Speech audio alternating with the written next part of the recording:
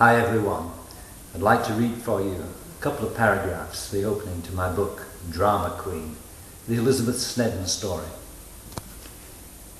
If you've ever been in Scotland in winter time and missed the last tram home, then you know what a warm comfort it would be to hold a brass monkey against your face. It gets cold, really cold. It was a cold night in Glasgow.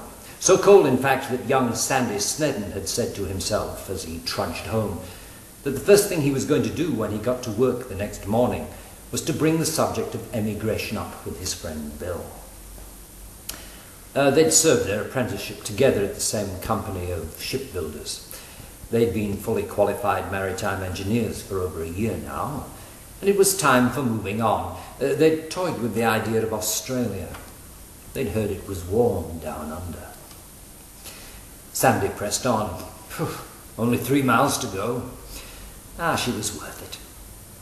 He'd been to see his girlfriend, Agnes. They'd met at a dance 6 months earlier. He thought she was the most beautiful creature he'd ever seen, with her green eyes, her long red hair, and the faint hue of pink on her otherwise porcelain skin. She was slender too, like himself, like most people.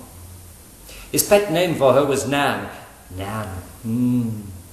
She didn't know a thing about engineering. He didn't care. He was in love. She was the first girl that had made him feel that way. They'd told each other of the love they felt. Just the thought of her made him feel warm inside. Snow began to fall again.